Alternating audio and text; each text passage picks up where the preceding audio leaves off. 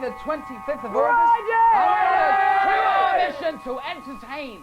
Yes, I'm Danny Bear, and Channel 4's Sci-Fi Weekend starts here on Friday. It's Friday, Toby. It's Friday. It's Friday. It's Friday. Hey! Don't miss all the latest Star Trek gossip and Snap, Crackle and Pop at 7:45. Yes, and also coming up on this big sci-fi breakfast this morning, Zig and Zag are boldly going to go when no one has gone before. That's at 7:15, and we'll be having a Klingon barbecue. To a Stoke City game. Thanks, Rob. Sorry. We'll be having a Klingon barbecue at 7:35, and who are you going to be on the bed with at 10 past 8? I'm going to be on. I'm not going to be on the bed. Oh, I'm just going to be with the girls from Doctor Who. That's who I'm going to be with. I don't know if I'm going to be on the bed with them though. Oh, that's all. That's all. Yeah. Just the girls from Doctor Who. Anyway, but Robbie, where's Keith? I don't know. It's illogical. It's totally illogical. Oh, Keith, where are you? Oh, hey, Robbie, Danny, oh dear, Pete Smith, oh. Good morning. The main story is on Friday the 25th of August. As the tremors increase, a new threat heads for Montserrat. A wedding mass to beat all wedding masses.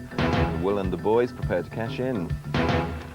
The Caribbean island of Montserrat is threatened with a new disaster. As the volcanic island braces itself for a full-scale eruption, residents are now awaiting the arrival of a hurricane. Tropical storm Iris is on its way, bringing winds of up to 80 miles an hour.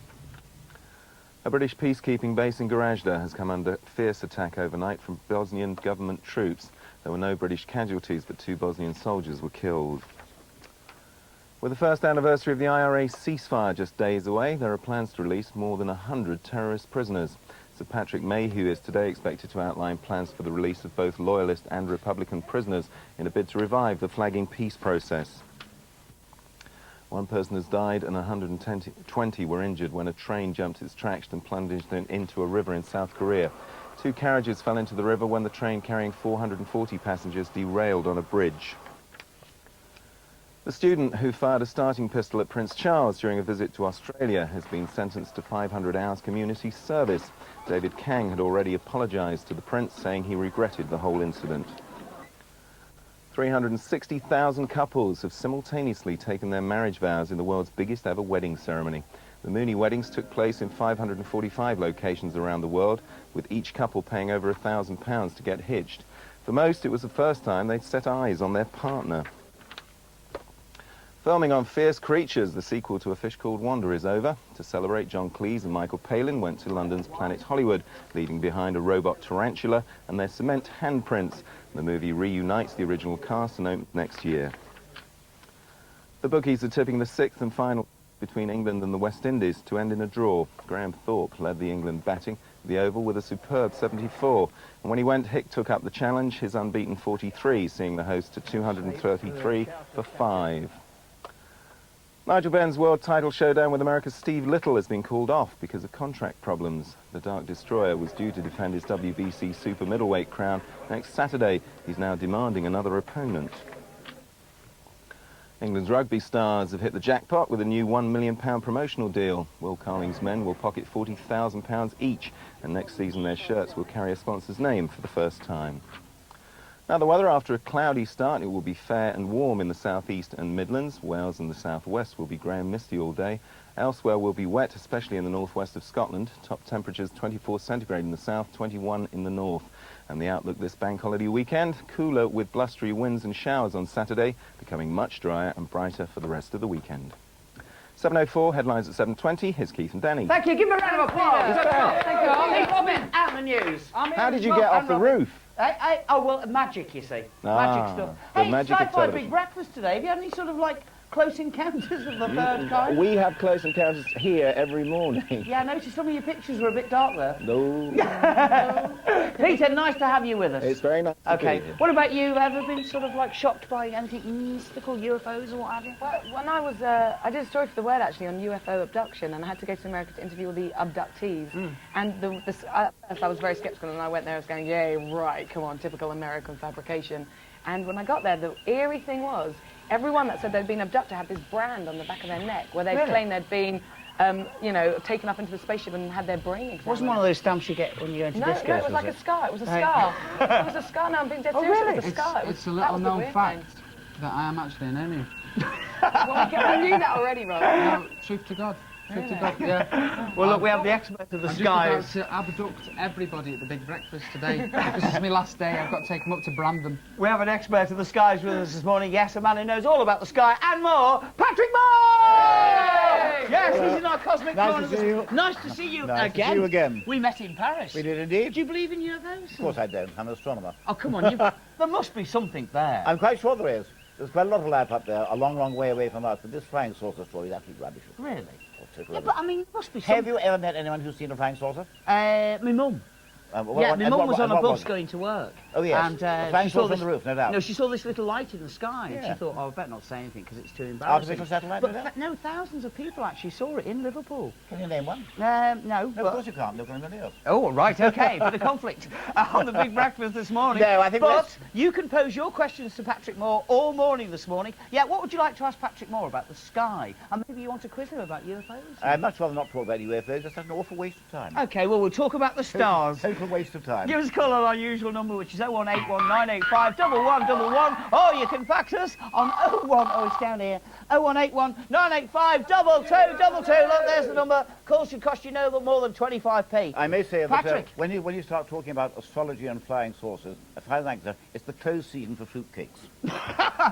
Well, we've got quite a few fruitcakes around here this morning. And also we've got competitions, yes, because we're going to be playing Have We, a special edition, Have We Got Clues for You? Have we got clues for you? Clues. Have we got clues for you?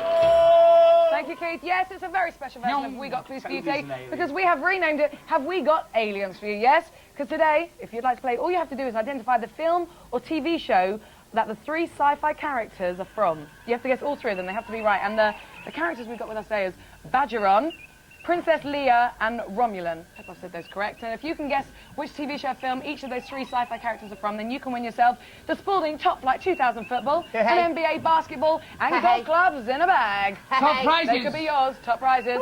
So all you have to do, if you'd like to play, give us a call on 0891 Double four, double seven, double four. That's the number to play. Have I got aliens for you?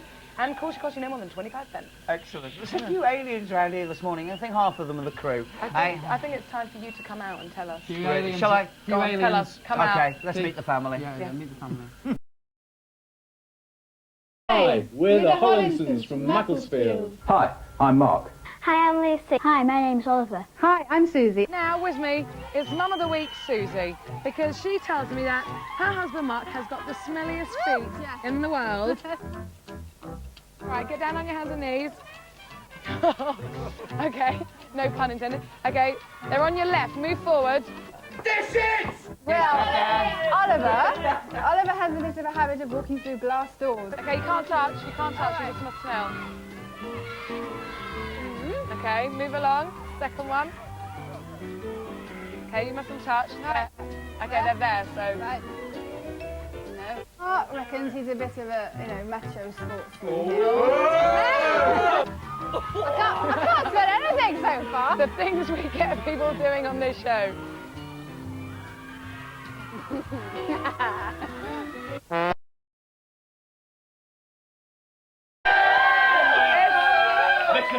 I'd like a bit of sadness in the house because it's the last day, not just for me today and Robbie, but for our Hollinston family of the week from Macclesfield. You guys have been great. Have you enjoyed yourself this week? Great. Yeah. Well, it doesn't stop there actually, because all week long we've been hearing about Susie, our mum of the week, and her modelling career, but we haven't actually seen any evidence of this, and I think we should have a little bit of a proof really for the boys. Are you ready for this, boys? Because in fact, just take a look at this. Have a look at this. Well, if you ever plan to motor well, try taking my way. That's the highway, that's the best. Get your kid. Hey! Susie, our Levo's mother, you look absolutely amazing then. Oh, I was very young then. That was in 1977. Yes, 77. 77, and you also were also pretty impressive yesterday when you told us all the stories about dishing the dirt on the family here. What's going to happen So, now? I think before we get the dirt on Mum here, when did you do that? 1977, and 77, yes. and Did you get paid loads of money for that? Yes, got paid. Loads of money. And what did you have to do for that? Where did you shoot that? 'Cause that looked like in the Midwest in America. Yeah, we were in Hollywood and we were in the Mojave Desert and Fulham Road. Did you become like a big star? Because all the people that appear in the Levi's ads nowadays end up big stars. Yes, I mean, it helped with work, let's put it that way. Yeah. Well, that was great, wasn't it, boys? We got the I proof enjoyed it. there. We I got the enjoyed proof it. there. Mark enjoyed I it. enjoyed it. When you met her, did you know she was in the Levi's commercial? No, I didn't. So you No. didn't recognise her from it? Not at all. Too young, Not he at all. was too young to have seen it. Too young to have seen it. I'm sorry, but I can't wait for this bit because, as I said, yesterday she dished the dirt on the whole family, and I think it's now the time. Guys, you ready? Dish the dirt on Mum. Go on, Mark, you first. Me first? Yeah, you first. Let's hear it. The Just remember who does your cooking and all that. Is that a threat or a promise? hard to know what to leave out, really, isn't it? Ones that are repeatable, I suppose, drive. It's got to be driving. Susie passed her test after 4 attempts, was it, sweetheart? Yes, 4. 4 attempts, and a very short skirt, I think it must have been.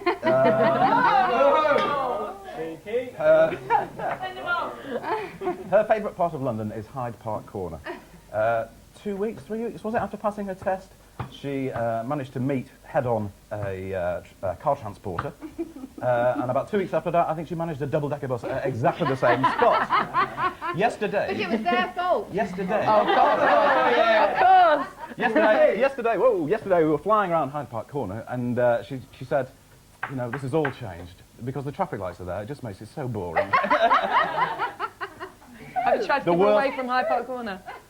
Impossible. It's Impossible like to a keep away from magnet. it. She's just got to go I there. was almost going to stick up for you there, Susie, and sort of say, well, everyone has an accent within their first year of driving, but 2 in a month. 2 in a month. 2 in a month. Is she still a danger to society? Of course she is. Go on, Lucy. You're waiting for this, Dish aren't you? it, Lucy. Dish it. Sport, Lucy. Well, I said about when we went to my toenails tonight. Well, she's always getting drunk. Wouldn't go that far. No, every Friday night at Sillington Club, she always goes into the bar. And when she comes out, well, Mark always comes out first. And Mum always says, I'll follow you later. And then about half an hour later, we're still waiting outside for her. And she comes out laughing really stupidly, like, You've got to say hello to everybody at Sillington Club, haven't oh you? yeah, can I say hello to all the people in the pool bar, and including Steve and Nikki, and can I say hello to Emma? Are you sure you haven't missed out anyone else there? I've got to hear that laugh again. I've got to hear your mum's laugh. Do the laugh again. Go on, do the laugh again. Mummy likes her drink then. Go on, Oliver. Can you top that one? Dish it. In the morning, when she's getting changed, she never bothers to draw the curtains. I forget. Yes. Crowd outside next week. Yeah, go on, Oliver. And everybody outside can see her knickers. At least there are knickers there. How do you feel about that, Oliver? Does that embarrass you? So what would you like your mum to do in future? Close the curtains. Close the curtains. There you have it, Susie. Matthew? Matthew just thinks I'm lovely, don't you? Oh, okay. Well, you got away with one of them there. Good stuff, guys. I like the drunken laugh, and that one is great, Oliver. Good That stuff. wasn't too bad. I was a bit worried about what you were Were going you? to say. Or maybe we'll have to do another one later We on left the then. good stuff out, I'm Oh, we'll telling get the good stuff out later on. Anyway, we'll talk to you guys later on. Say baby. Baby. Thank you. Later on, we'll be talking to the man who counsels people who have been abducted by aliens. But first, here's Dick and Zag with The Crunch. 5, 4, 3, 2, 1. The Crunch. Yeah! It's official. It's Friday. Yes, it is. The start of the weekend. Da da da da da da da da la la la. Hey! La la la la. Hey! La la la la la la la. La la la la la la la la la. Hey! La la Hey, I know what you're asking. How does he do it? Hey! I hear there's some good news. There is certainly is. You know all those letters we've been getting at the office? Yeah, complaining. About Zig's Jock McJock, what's in my It's pants. rather mad. Zig has promised me Right. the Jock McJock is gone forever. So look, this can go. That can go. It That can certainly disappear. can. No more. Sing what on earth is that? Sing, what are you doing? You're still wearing the pants. Sing, you agreed there'd be no more chocolate. My name is Malcolm and I'm from Sweden. Yeah, I'm from Sweden. I am exchange student from Sweden. My name is Malcolm. Hey, are you on an exchange? I am on an exchange from Sweden and my name is Malcolm. Why has he got the I am here pants? to play What's in my pants. Oh, no! Yeah. There's no need for this! Hey, look, we're being Would you like to Oh, guess we what's are. in my pants? Well, should we play it? Oh, look, it's better off playing other than... We can here for hours arguing with him. Okay, all right, let's play it. Do we have to look away? Look away, look away. Can't believe that This is a joke, this Can is. you believe that it's happened? We're losing viewing figures. I know that, but plummeting as we speak. Oh. I mean, Jock McJock was bad enough. Okay, right, we can look, we can look. Can we look? Yeah. Yeah, okay, and our minute starts when? You may guess what's in my pants. Yes, we'll guess what's in your pants. Give us a clue, something. No clues. Is it animal, mineral? Is it an animal? Is it an animal? Mineral. Animal. Mineral. Mineral. Oh, we no, can't he's going to speak pretend he can't Swedish. understand. Come on, you've got to help us. No. Is it a fruit? Animal. Huh? Oh. Oh. You're not asked to vegetable. do this. Not talking about you. No. Is it fruit? No, not fruit. Is it big? Yeah, it's big. Big. Is it, Is it a game? No. an object of some kind? Yeah. Yeah, obviously, Keith. That was really Yes, good. I know, That got but us I'm trying very to far. like a statue. 16. Is it a statue or Statue. something? A statue. No. A bottle of perfume. No. You put me off. A frying pan. A frying pan. A No. utensil of some kind. No. A blender. No. A How can you? Look, how can you? You may have one more guess each as to what is in my panties. pillowcase. No. A football. No. I don't know what Would you like to know what's in my panties? No. No. Yes, go on. We want- This is what is in my panties. A spaceship. A rocket. Yeah, because it's Sci-Fi Day. Oh, because it's Friday. Yeah, Sci-Fi Day. the Sci-Fi weekend of Friday. Oh, well. Thank heavens that's over. Thunderbirds I are know. dead. Hey, question Keith, about the do clip. you really think that maybe next Friday we may not have to? You're Put up literally with this. too Well, if glad. he's on an exchange, you might be going back. You're Don't start that again. Question about the clip. What is the title of this tip-top tune? Remember, don't phone. We would sincerely like to apologise for this. Terrestrial, onward and ever on. Destination Eschaton. Nowhere to hide, nowhere to run. Alpha into Omega. Onward and ever on. Destination Eschaton. Nowhere to hide, nowhere to run. Alpha into Omega.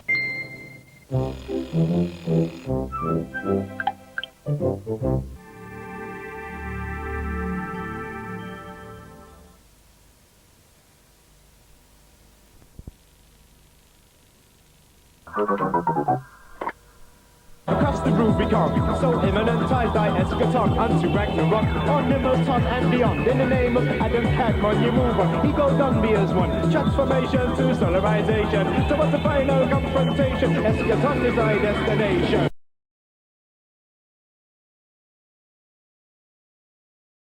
Welcome back to the big sci-fi breakfast. It's 25th of August and it's Friday! Friday! I love it. I love it when it's a Friday. The question about the clip was, what was the title of that tip-top tune? And the answer was Destination Eschaton. And that was a clip from the Shaman Space Race video for their current single, Destination Eschaton, which is orbiting up the charts as we speak. But now, I'm here with the family of the week again because we've got a little bit of a sci-fi surprise for them. Because with me are Neil Gorton and Steve Painter here. Good morning, guys. Good morning. They are creative effects designers. Between them, they have created monsters for the likes of Space Precinct, Judge Dredd, and Interview with the Vampire, and many, many more, I'm sure. So, they're pretty cool, these guys. Pretty cool. But during the course of the show, you're going to turn our family of the week into a family of aliens. We are What are you going to be doing with them? Basically just gluing a bit of rubber on their faces, kind of making them bald, painting them green, something like that. Maybe a few bits of fruit. How long do you think it will take? About an hour and Okay. a quarter. Well, we'll check their progress throughout the show anyway. Okay. Are you nervous? No. Lucy came out Lucy came out with something very funny for her. Go on, Lucy. You go and tell them what you told me before. What? But he doesn't need it. Oh, yeah. I don't need it. Yeah, he said his dad doesn't need it anyway. Anyway. Taking it out. Anyway, still to come on today's Big Sci-Fi Big Breakfast, Zig and Zag play Get Your Bits Out with Utah Saints in just 10 minutes' time. And Utah Saints, get your bits out. Oh, right. Get your bits out. And I'll be looking into alien abduction. Ooh. Good spooky stuff. Spooky stuff. Yeah, that's going to be good, isn't it? All that prosthetic stuff. gonna be Hey, excellent. but look, this is real, because we have with us K9! Yeah, look at it. Good morning, K9. Good morning, Master Keith. How Good are morning. you this morning? Excessively well, thank Are you all greased up and ready to go? Affirmative. It's Friday. Hey, well, do me a favour. You can introduce the news. Go on, go for it. Here's Peter Smith with Big Breakfast News and Weather. Top stories. A hurricane is heading towards the volcanic island of Montserrat. The threat of a full-scale eruption has already sent residents fleeing to safety. Now Tropical Storm Iris is on its way, bringing winds of up to 80 miles an hour. A British peacekeeping base in Gorazda has come under fierce attack overnight from Bosnian government troops. There were no British casualties, but 2 Bosnian soldiers were killed. A Polish girl who learned to speak English just 3 years ago has swept the board with 11 A-grade GCSEs. But 15-year-old Natalia Slaska from Birmingham doesn't know yet she's on holiday in France.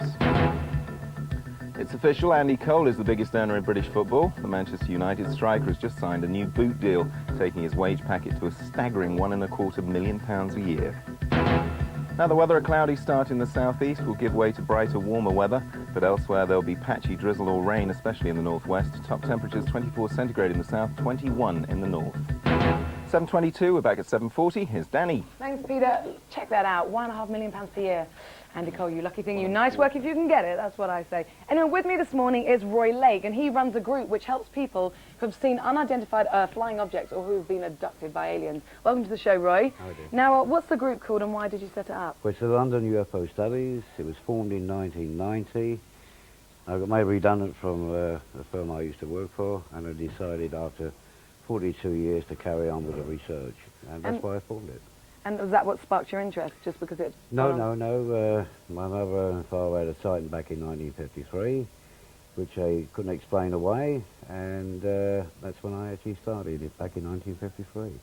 Wow, and how many members are in your group? About 100 now. Wow. And now we've heard an increasing amount of stories about alien abductions and the sightings of UFOs over the last years anyway. How common are they in your experience? Quite common now. Very, very common indeed.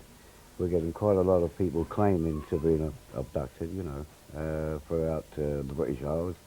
Mostly up in Northampton and even in London area, you know. And so, have you come across any in Britain that your group has helped? Yes, we've had a case in Arlo, we had a case up in Scotland, we had a case in Somerset, and also in Essex as well, you know, local. And how do you find out that they've been abducted? What are the sort of symptoms? Obviously, after asking various questions, like personal questions on the medical side as well, and finding out, especially about the actual report they've actually claimed, they've actually seen something, the lapse of time, which they say that there's time missing, so then we take them to be, you know, be regressed, put under hypnosis, and that's how we find out from there what's actually taking place. What is the most popular thing that they've seen? I mean, is there like a running thing for most people that have been abducted? Well, most of them, they claim they see these 3 to 4 feet tall grey type beings with the grey, the big black eyes, the almond shaped type. And how do you counsel people that have been abducted? Because obviously it's, you know, a complete different experience than most people would never understand unless they've been abducted themselves, Well, right? That's right. Have you been abducted yourself? Or? No. So how do you feel that you can help them if you've never been abducted? Well, mostly by counselling. I actually listening to what they've got to say, tell them that obviously they're not round the twist or, you know, they're mad or anything like that. There's a lot of people claiming to have been abducted now, and they should take the subject a little bit more serious, you know, and have an open mind. I agree with you. Anyway, thanks for coming on, Roy. You're welcome. We're going to be continuing our sci-fi big breakfast this morning, but first, the question about the clip is, what's the surprise in store for the doctor's assistant? But remember, don't phone, it's just for fun. It's like a dog, a metal dog. It's even got a name tag. There's nothing on it. It's got ears, tail. It's a mechanical dog. No legs. No, sort of wheels. does? Well, we could try asking it.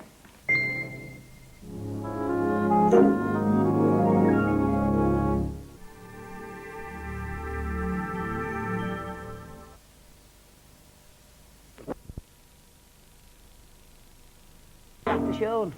Well, what do you think it does? Well, we could try asking it. Shump. You'll be taking it for a walk next. Hey, mistress, don't muck about. It wasn't me. I spoke, mistress. What? I am K9 Mark III. K9 Mark III. Affirmative. Yay! Welcome back to the big breakfast. Yes, it's Friday. And Patrick Moore's with us. Yes, to answer your questions. But before that, the question about the clip was, what surprise was in store for the doctor's assistant? K9 the dog comes to life and starts speaking. That was a clip from K9 and Company, which is available to buy for $9.99. And K9 is with us this morning. So is Patrick, answering your questions about anything, any poses about the stars. Got one here from Mandy from Southampton. I've heard that you can name stars. Can Patrick tell me how to go about doing this? I can tell you all about it. You can't name stars now. The only star names you were given by the Arabs thousands of years ago, and stars are catalogued. There are one or two very nasty organisations who say, pay £50, we'll name a star after you. Right. This is absolute rubbish. It means nothing at all. No one ever sees these things. It's a very nasty competence trick. So if you ever have a letter from a nation saying, send me £50 and I'll name a star after you, have nothing Just to ignore do with it. Have nothing to do with it. It's a very nasty con trick. OK. Yumika from London. What do you think of the 13th star sign? What is the 13th star sign? This is another bit of astrological rubbish. As you know, the sun goes around the sky once every year, goes through 12 constellations of the zodiac, right? It also passes through a 13th constellation called Ophiuchus, and therefore the sun can be in the Ophiuchus of the serpent bearer for a bit. We've known this for the last 2,000 years, and the star maps are arbitrary anyway. For some extraordinary reason, the astrologers have got hold of it, because they don't combine anyway. So in point of it, this is old hat. It goes back to 2,000 years. There's no 13th star sign, and star signs are astrology, and that means nothing anyway, because astrology proves one scientific fact and one only. There's one born every minute. You heard it first on the Big Breakfast with Patrick Moore. Your questions to him. Here's the phone number, 01819851111. Yes, our Cosmic Corner this morning. OK, coming up right now, yes, it's competition time. It's the biggest, it's the best, and it's a special one. Have we got clues for you? Yeah. Clues, clues, clues, clues, clues, clues, clues, clues. Have we got clues for you? Clues, clues, clues, clues, clues, clues, clues, clues. Have we got clues for you? Thank you. Yes, we do love you, Toby. Yes, it's a very special edition of Have We Got Clues for You today because we've renamed it Have We Got Aliens for You. Because all you have to do today is identify the film or TV show which these three sci-fi characters are from. But you have to guess all three correctly. And the winner will win the football, the basketball and the golf clubs in a bag. So let's go to caller number one. Good morning. Who's there? It's Kevin. Hi, Kevin. How are you this morning? I'm fine, and you? I'm very well. Is it a bit windy where you are? It's a bit windy, but nice and sunny. OK, all right. You have to guess which three TV shows or film that these guys are from. We've got Badgeran here, we've got Princess Leia, and we've got Romulan. The Romulan Star Trek. Princess Leia? Star Wars. And Badgeran? Badgeran? Badgeran. Oh. Have a guess. Judge Dredd. No, you got two right though, Kevin. Oh, never mind. Oh, anyway, let's go to caller number 4. Who's on line 4? Good morning. Good morning, caller 4. Are you there? Oh, well. Hello? Hello. Who's It's that? Lorraine. Hi, Lorraine. How are you? Fine, thanks. OK, where are you calling from this morning? Wiltshire. Wiltshire. All right, then. We've got a Wiltshire fan here. So we've got Badgeran, Princess Leia and Romulan. Keith before got 2 of them right. It was Kevin, actually. Kevin got 2 of them right before. You have to guess which film or TV show that they appear in. OK, so go for a guess. Let's start with Romulan. Star Trek. Princess Leia. Star Wars. And Badgeran. Babylon. Oh, you got 2 correct as well. Oh, we'll have to go to caller number 3. Who's on line 3? Hi, it's Andy from Liverpool. Hi, Andy from Liverpool. How are you this morning? I'm fine. Hey, good stuff. All right, we've had 2 answers correctly from both people so far. Let's see if we can get all 3 right. Start off with Romulan. Name the TV show or film they appear in. Star Trek. OK, let's go for Princess Leia. Star Wars. And Badgeran? Star Trek Deep Space Nine. I think that you've won, Andy. You've won. Hey, are you a bit of a sci-fi fan? Yeah, I belong to a club in Liverpool called Thekla of Liverpool. Is that- Star Trek fan club. Oh, so you're a bit of a Trekkie then? Yeah. All right. So are you a sporty type of person? Well, I hope you no. are. Well, you got to be now because I'm giving you a football, a basketball, and golf clubs in a bag. Okay, thanks All right. very much. Pleasure. Thanks a lot, Andy. Try. All right. Coming up next, we're going to be meeting the cast from Red Dwarf and the latest Star Wars Star Trek gossip.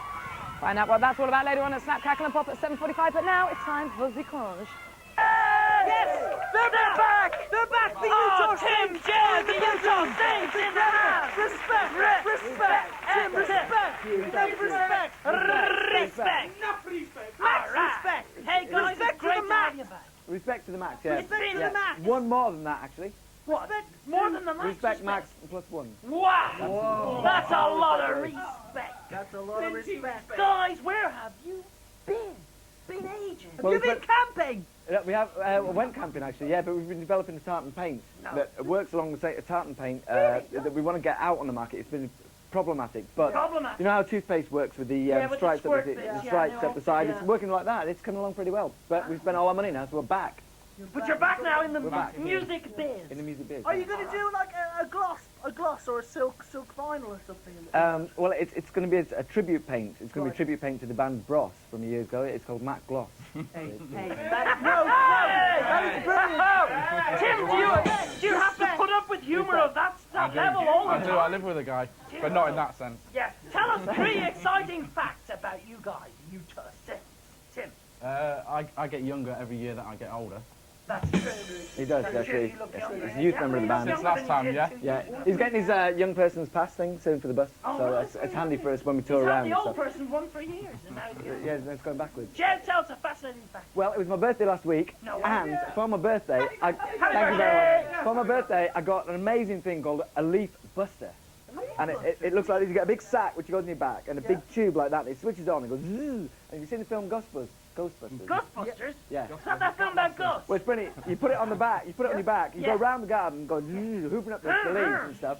And you can sing dun dun dun dun dun dun as you go round. And you can go. Who are you going to call? Ghostbusters. Yeah. Wow. Cool. We should call Jez Utah now. Jez Utah. Tell us. Third fascinating fact about your Number 3, ladies. Because it's 1, out in 2, the shops 3. right now. Third fascinating fact is our new single is out in the shops now. Yes! It's called Ohio. Ohio. And when's the album coming out? October 28th. We saw the video of Jukebox Jury the other day. It was brilliant. It was really Okay. Good. Well, can you sing a bit of the song, the single? Yes. Go on. He goes, what am I? What am I? What am I supposed to do?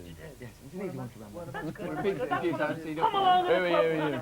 Cool. Okay, now you're about to play. Underneath it all. Get your bits out. Are you ready? That's why We're you're ready to here. play Get Your Ask Bits a Out. question. You'll be given a piece of a picture of a famous celebrity or celebrity. Pardon? Celebrity. Okay, yes. But you only get a piece if you answer a question correctly. Now, guys, you will be playing for What will they be playing? Jeffrey the Cat. Wow. No, he is alive. Of course he is. He could be a Utah. So tell me, if you did put some buttered toast, if you put some buttered toast in his tail and dropped him, which way up would he land? On his feet. They always do. The buttered toast, you see, it's going to Could change things. land the other way up. Has you that got see. to do with 9 lives? Look, that's another You day. should try it, maybe. Try it. When we develop the tartan paint, we'll tell you, because we'll try that at the start. What is the capital of Utah? Oh, actually, Utah is Salt Lake Good City. answer. Salt Lake City. The right thing. Who is the patron saint of Ireland? St. Patrick. Correct. Okay. Where do E17 come from? Wait. That's Dr. Spock. It certainly is. I'd Close to say Val. that it was- I'll wake Are up. you having a hazard a guess? We would hazard a guess, wouldn't we? We would say. Hazard a guess. We'd say Star Trek. It is. It's the team of Star Trek. Yeah, Respect to the Saints. Respect to the Saints. Respect to the Saints. The question about the clip is, who's this famous actress? Remember, don't phone. It's the Utah Saints, and they're back. They're back, mate. Our heat dissipation rates are probably double those of the Enterprise C, which means we can hang in a firefight a lot longer.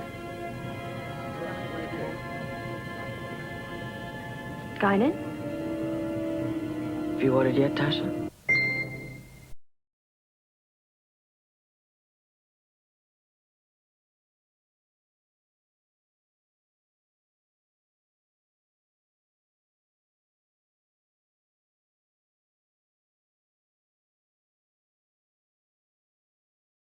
Guinan? Have you ordered yet, Tasha? No, not yet. Is anything wrong? Nothing. What can I get for you? Just a couple of TKLs. We're in a hurry. Oh, this is Lieutenant Castillo.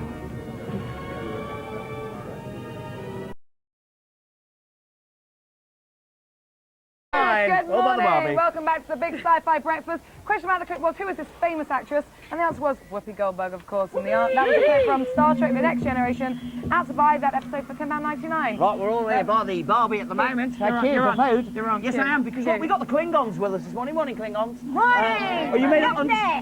What? Not there. You're That made- is the Klingon for Nutmeg. greeting. Nutmeg. Nutmeg. That's what you put on food, isn't it? But we're talking about Klingon food. I mean, do the Klingons eat? I've never seen them eat in Star Trek. The Klingons eat. They love gar, which are serpent worms. These are dead.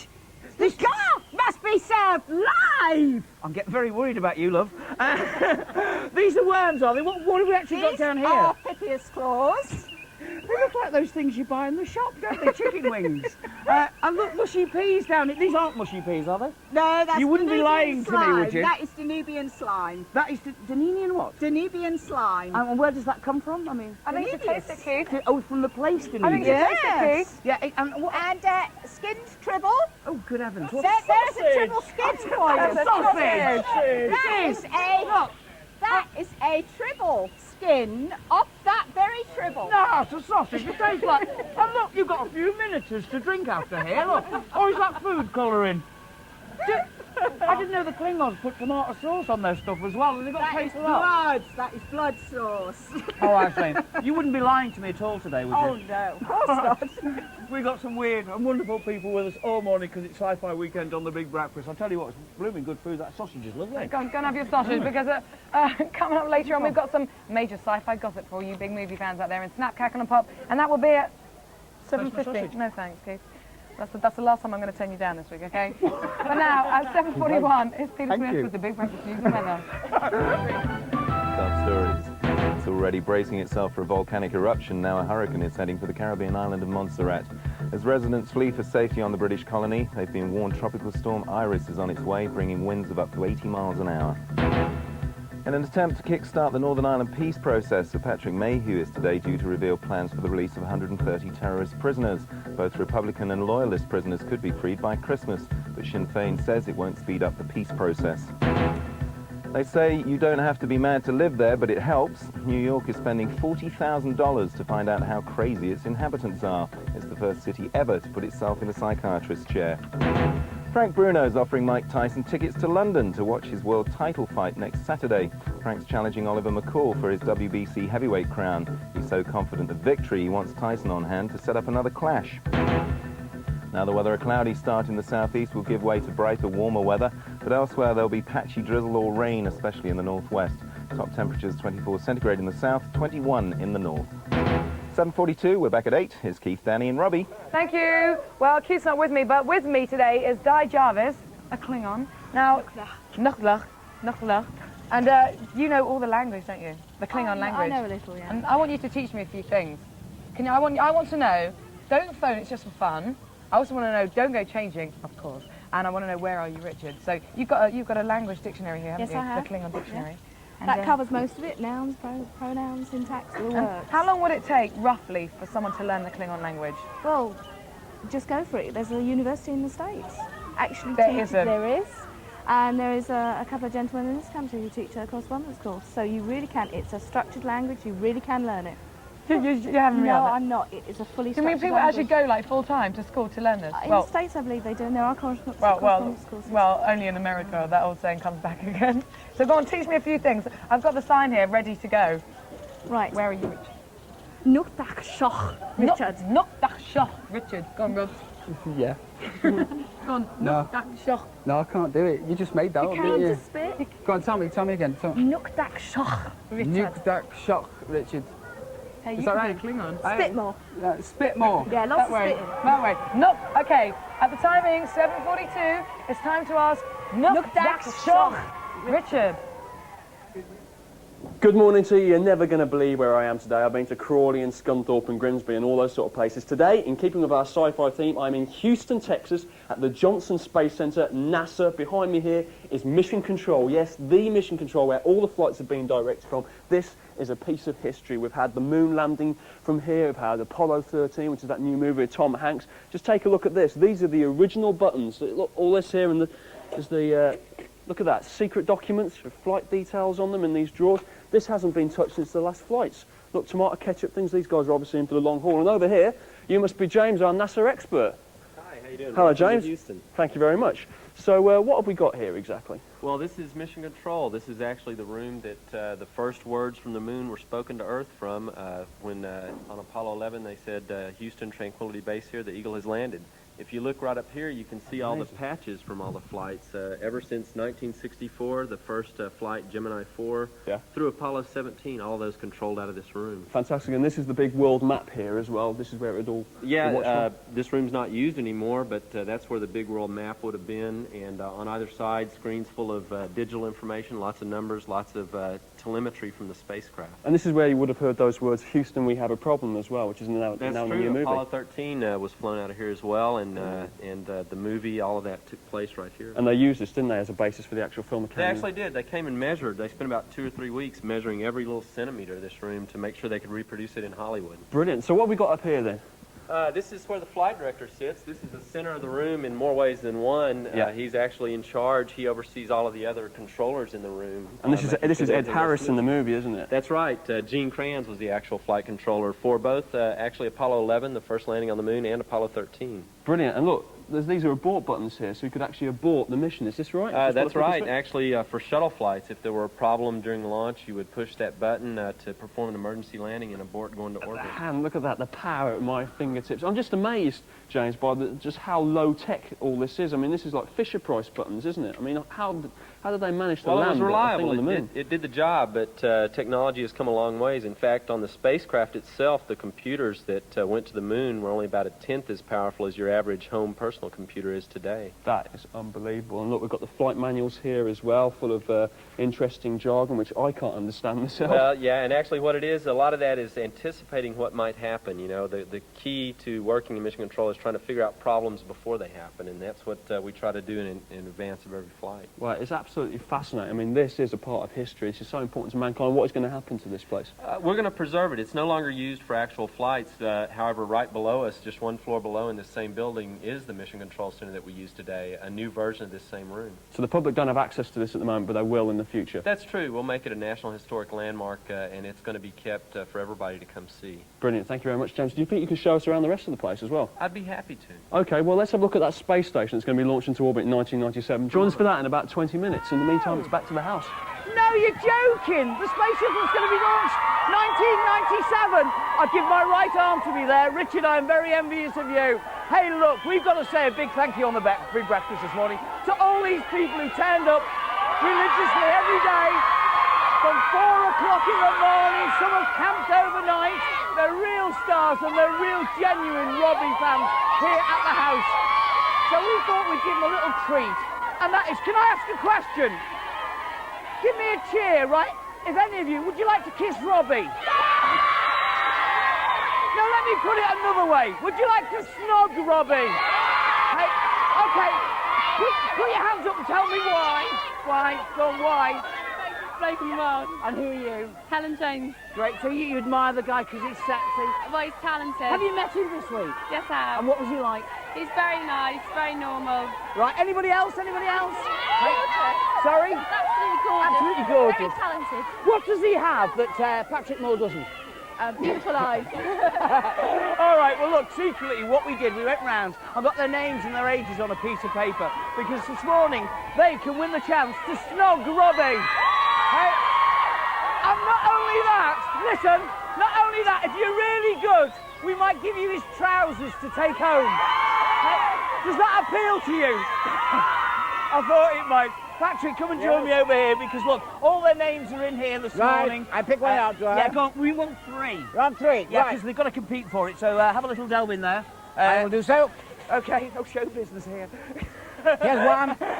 Right. First one, where is it? We have got Juliet Fry of Cheltenham. Juliet Fry of Cheltenham. Juliet Fry. Where are you, Juliet? Juliet Fry. Fry of Are you Cheltenham. Juliet Fry? Are you sure? Let me ask you a question. Where are you from? Cheltenham. How old are you? 16. Okay, get over the barrier, please. Come and join us. Let's pick out another one. While she makes her way over. Juliet Fry, that's one. This is a goodie, actually. They get to snog Robbie. And if he thinks they're a really good snogger, they win his trousers. The ultimate prize. Melanie Camberwell. Culverwell. Melanie Bridgewater. Maloney, Culvervec, we think it is.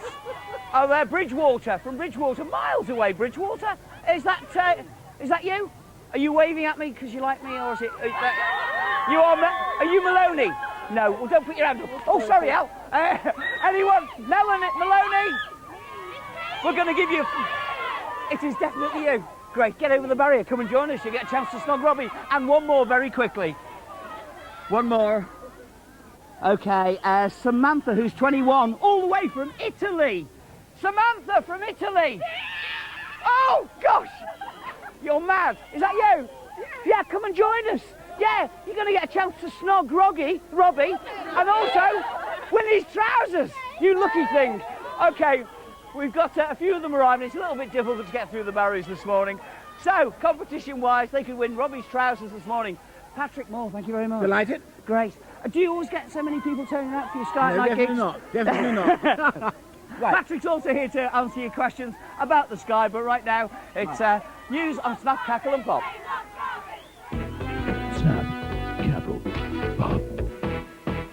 In today's Sci-Fi Special, Movie Snack brings you intergalactic gossip and alien anecdotes which are out of this world. Movie news. Keep your eyes open for Species, a sci-fi thriller starring Oscar winner Ben Kingsley and the stunning model-turned-actress Natasha Henstridge. But don't be deceived, behind that beautiful face lurks an evil alien called Syl, grown from DNA samples from outer space and hell-bent on mating, procreating... I want a baby. ...and annihilating. The weak stomach should take note. Species scores pretty high on the yuck stakes. But then what else would you expect from the Swiss artist H.R. Geiger, the man who also designed the monster from Alien? Then it goes up and down, up and down. And if you enjoyed the infamous stomach-exploding scenes in Alien, you'll love what they can do with a spine in Species. A surprise summer hit in America, taking more than $50 million at the box office, Species opens in Britain from September 29th. Snap. Talking of Alien, according to industry insiders, Sigourney Weaver has agreed to do Alien 4, despite vowing never again, and despite the fact that our character Ripley plunged to her death in Alien 3. But hey, this is science fiction. Cast a couple of scientists to find the remaining finger or two, do the odd bit of DNA engineering, and voila, yet another sequel is born. Well, that's the rumour anyway. Careful. Closer to home, watch out for Proteus, a British sci-fi spectacular. It's, in Hollywood speak, Alien meets the Thing on an oil rig, set in probably by Bow, East London. Made for a mere $4 million, note that Terminator 2 cost more than $110 million, Proteus stars London's burning star Craig Fairbrass in his first big action movie role. We collate every single weapon we can carry. And yes, he did all his own stunts. Which was the most frightening experience I've ever had. And that's the God's honest truth. Isn't sci-fi meant to scare the audience? Proteus opens in cinemas early next year. Remember these old friends? Luke Skywalker, C-3PO, Princess Leia, Chewbacca? Well, sci-fi nostalgics can wipe away their tears because the old gang's back. From October 16th, you can buy the original Star Wars trilogy on video, but only for a limited period. Next January, the films will be deleted forever. But don't despair. In 1997, to celebrate the 20th anniversary of the original release, a new and improved Star Wars will hit cinema screens with jazzed-up special effects, remastered sound, and even extra scenes which never made it into the original. If this isn't exciting enough, Star Wars creator George Lucas is scribbling away as we speak on scripts for 3 brand new Star Wars prequels. Set before the original trilogy, they will tell the story of Obi-Wan Kenobi and Darth Vader as young... men. Rumour has it that our very own Ken Branagh has been approached to play the young Obi-Wan Kenobi, the role immortalised by Alec Guinness. You can't win, Darth. If you strike me down, I shall become more powerful than you can possibly imagine. Isn't the similarity spooky?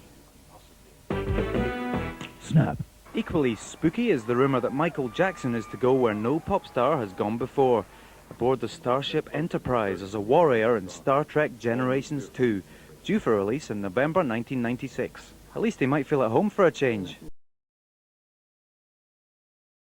Bit of Good sci-fi sci-fi gossip stuff. there for all you Trekkies out there, and the big breakfast sci-fi weekend continues right here. But bit of a surprise for these three girls coming up soon. They're all going to be snogging Robbie Williams. What a shame. I mean, what a way to wake up to in the morning. But you were nervous when you snogged Robbie, weren't you? Oh, Keith? it's true, yeah. But I mean, basically, I'm not sure the smell of onion and pickles. Yeah, no, not good. Yeah, doesn't transfer that well. No. Hey, look. Surprise for this lady here. Hello! Hello, Robbie's mum's here. How you doing? Hey, listen, all I've heard is good reports about your boy all week from the girls outside. Dish the dirt. Give me something, come on. Rock and roll, Mum. Come Tell on. them everything. Dish the dirt news to the world on Sunday. Come No, on, tell careful. them everything. The only thing I can say is his bedroom's untidy. His bedroom. Oh, well, that's really gripping stuff there. Give me a bit more. Does he have any bad habits? The girls, the drink, the wild Does his feet nights. smell? Come on, Mum. Oh, his feet smell terrible. You heard it first on The Big Breakfast. This is The Big Breakfast on Channel 4. Don't go changing. Oh, sorry. Hello, I'm DC Carver from The Bill, and for breakfast this morning, I gave a sausage a really good grilling. You're watching The Big Breakfast. To miss it is a crime.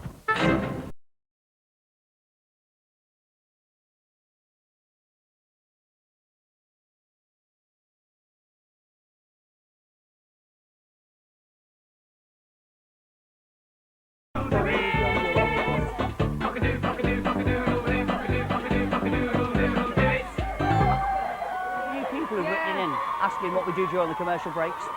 That was it.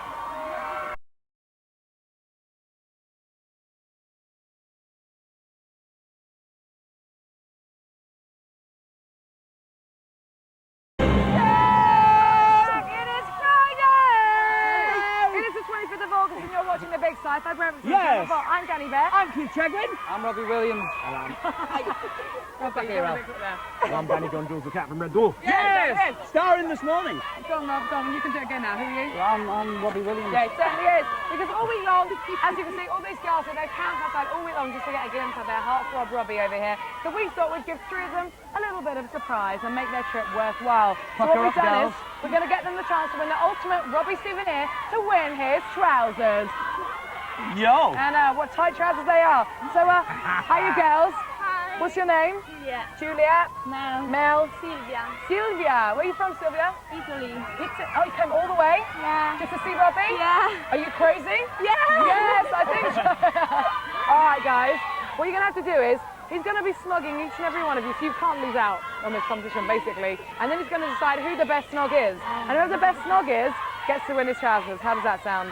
Right. Yes? Yeah, So I but think... I've got to tell you though, Johnny, you can only snog him for 5 seconds. Yeah. Okay. He's going to be do you keeping time. Do you want to yeah. make it 10, 20, 30? I don't know. No.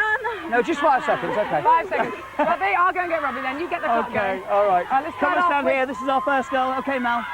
Good luck. Away you go. 5 seconds starting now. Robbie, you've got to judge the best kiss.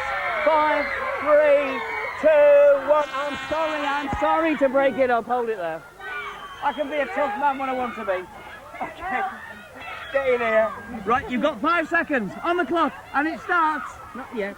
Now, go for it. 5, 4, 3, 2, 1. Oh, get that! Good heavens! Did you see that? The ant was round here, and down and all over the place. Robbie Sylvia from Italy. She came all this way, Robbie Sylvia from Italy. Okay. Oh, dear. And get the clock going. 5, 4, 3. She's having lunch. 2, 1. Time. Thank you. It's got a bit of lipstick on around you there, Rob. Okay, blindfold off, please. What was it? 1, 2 or 3, Robbie? 1, definitely. 1. Number 1. Okay, Mel. You're the winner. Well done. Give her a big Mel. cheer. Hey. Hey, Robbie. No, hang on. Just look. Hey. Robbie. Hey. Enough of the kissing. We want the keks. Play the music. Go Get for the it. trousers Yes. off. Oh, Robbie. Good heavens. I hope Pete Smith's not watching. Go on. Keep it clean, keep it clean, keep it clean. The yours on the Big Breakfast, won by Robbie Williams. And I'll tell you what, as a special treat, you can have Pete Smith's as well. The time is 8:01. He's the Big Breakfast News and Weather. It's mad. Good morning. These are the main stories on Friday the 25th of August. Montserrat prepares for another natural disaster. Thousands say "I do" at the world's biggest wedding, and Thorpe leads the way in the final showdown. The Caribbean island of Montserrat is threatened with a new disaster. As the volcanic island braces itself for a full-scale eruption, residents are now awaiting the arrival of a hurricane. Tropical storm Iris is on its way, bringing winds of up to 80 miles an hour. A British peacekeeping base in Gorazda has come under fierce attack overnight from Bosnian government troops. There were no British casualties, but 2 Bosnian soldiers were killed. Sinn Féin says the early release of 130 Loyalist and Republican prisoners does not do enough to kickstart the flagging peace process in Northern Ireland. Sir Patrick Mayhew is today expected to ask Parliament to release 130 prisoners from both sides in the conflict. 1 person has died and 120 were injured when a train jumped its tracks and plunged into a river in South Korea. 2 carriages fell into the river when the train carrying 440 passengers derailed on a bridge. Fires sweeping through New York's Long Island have destroyed hundreds of acres of pine forest, forcing islanders to evacuate. Firefighters are struggling to contain the blaze as high winds send flames closer to cars and homes. The cause isn't yet known. The student who fired a starting pistol at Prince Charles during a visit to Australia has been sentenced to 500 hours of community service. David Kang had already apologised to the Prince, saying he regretted the whole incident. 360,000 couples have simultaneously taken their marriage vows in the world's biggest ever wedding ceremony. The Mooney weddings took place in 545 locations around the world. Each couple paid over £1,000 to get hitched. For most, it was the first time they'd set eyes on their partner. The bookies are tipping the 6th and final test between England and the West Indies to end in a draw. Graham Thorpe led the England batting at the Oval with a superb 74. And when he went, Hick took up the challenge, his unbeaten 43, seeing the hosts to 233 for 5. Nigel Benn's world title showdown with America's Steve Little has been called off because of contract problems. The Dark Destroyer was due to defend his WBC super middleweight crown next Saturday. He's now demanding another opponent. England's rugby stars have hit the jackpot with a new £1 million promotional deal. Will Carling's men will pocket £40,000 each, and next season their shirts will carry a sponsor's name for the first time. Now the weather: after a cloudy start, it will be fair and warm in the southeast and Midlands. Wales and the southwest will be grey and misty all day. Elsewhere will be wet, especially in the northwest of Scotland. Top temperatures 24 centigrade in the south, 21 in the north. And the outlook this bank holiday weekend: cooler with blustery winds and showers on Saturday, becoming much drier and brighter for the rest of the weekend. 8:04, headlines at 8:20. It's back to the house. Thanks very much, Pete. You enjoying the show, Peter? It's terrific. That's what we like to hear. Hey, some cracking stuff in the papers today. Hey, by the way, Danny John Jules is with us. Yay! Captain Red Dwarf. You were talking about my guitar playing just a minute ago. Yes, you and your brother used to play guitar, didn't you? That's right. Yeah, How did you know that? Were you just a viewer then? Or? I was in the second generation. Oh, what, dancing? Yeah. Good heavens. You still do a bit of bopping around? Yeah, still a Still bit. keep fit? You know, well, in the odd club here and there, but Yeah. different game day. Hey, he's going to be playing Get Your Egg Over a little bit later on. Do you like water? Yes. Yeah, well, be careful because you might go in it today. Hey, look, Mystic Meg is not all she's cracked up to be. Sad news. Look, in the Daily Mirror. Oh, gosh, hello, K9. Hello, Master Keith. How you doing? Hey, well, thank you very much. They all sniff your bottom, dogs. Have you noticed? Hey, go away. She's known to millions, but does anyone really know her? That's what they ask. The woman it would be is well named every Saturday night. Mystic Meg, her shiny dog, bobbed hair on TV. She materialised out of swirling clouds and more. But the Mirror wants to find out who she really is. Her agent once suggested that she was born Meg Markova to an Anglo-Russian family and was brought up in the northeast of England by her 2 granddaughters. But they've made a few more inquiries. It says here, we discovered a rather more ordinary citizen of the universe, a Lancashire lass, in fact, born Margaret Ann Lake in Accrington on July 27th. She has no Russian connection whatsoever. The only Russian connection that she has, that she lived in Russian Street in Accrington at one time. Oh, what a shame! You spoilt it for me, Mystic Meg. Can I just tell you something? Well, this has made me laugh. Breakfast dish Danny bears down on mother's boy Robbie. Oh, the things they find to write news about. Listen to this, Robbie. Hilarious news reaches me from the offices of the Big Breakfast concerning the antics of Danny Bear and new boy Robbie Williams. It appears Danny is determined to end the former Take That Stars Week as guest presenter on the show by becoming his latest girlfriend. Well, the word is out. Louise Gannon. Right? Louise Gannon, who wrote this, I have to say. Are you going out together? Are we going out? Well, we could. What's your rec? For the papers? Should we just do it for the We'll papers? do it for the papers. All right, we'll go out. Yeah. No. No, we're not, Louise. You're not so, going together, Rob. Louise, if Not you getting want all Robbie, talking. I think it seems that Louise wants Robbie. So, Louise, if you want Robbie, I think you better call him and ask yourself. Right? Oh, look, because it's Sci-Fi Day. Look, I've got to show you this little picture here. Can you see this? Isn't that gorgeous? It's Jimmy. He's a little baby kangaroo who's been abandoned. And he's got to be brought up and hand-reared and things. And look, and there he is at the bottom there. Can you just pan down now? It's a very small picture there of having his little dose of milk and things. But he will grow up soon, because he'll grow up to look like that, you see. Isn't that cute? Hey? Lovely. Danny, what have you got there? PCU's burglary victims phoned for sex chats. A policeman called to a burgled flat, spent more than 2 hours dialing sex chat lines, reported yesterday. Yeah, he got demoted to road duty. Not really, that's Tom Cruise with his kids. Can I just say as well, check Danny's play out in Wales. It's called Our Country's Great. Good. Yes. Our Country's Great, it's good, brilliant. Our Country's Yeah. Where's it at? This is in Theatre Clwyd in Wales, so everybody get down Good there. stuff. Great. Can I also just space this one out? Encounter, special alien issue. And it's got here, your colleague could be a space alien. And I just want to go through the points here because it's got... I'm looking worried. Many people work side by side with space aliens who look completely human, okay? Okay, the first point is odd or mismatched clothes. Often space aliens don't fully understand different styles, so they wear combinations that are in bad taste. Can you please stand up, Keith? Why me? Look, no, these aren't on clothes, are they? What else? What else? You're all right today. Also, what else is there? Bizarre sense of humour. Oh, God, I'm getting a bit worried here. Space aliens who don't understand earthly humour may laugh during a serious training film or tell jokes that no one understands. Keith, I'm working with an alien here. I do that. I'm getting rather spooky. I've been booked for many a conference which is serious And and an started alien may giggling. experience a mood change when a microwave oven is turned on. Hey, leave that alone. Robbie's mum, please, don't touch the microwave. Spooky stuff. Okay, he's out and about, and I'm so envious of this guy today because he is in the States. He's around the Space Centre there. As we ask that question, where are you, Richard? Yes, good morning to you. I'm still here at Houston, Texas at the Johnson Space Center. We've moved on from mission control now, and now I'm in a mock-up of the space station that's going to be built in orbit in 1997. With me is James, our NASA expert. James, this bed doesn't look very comfortable, to be honest.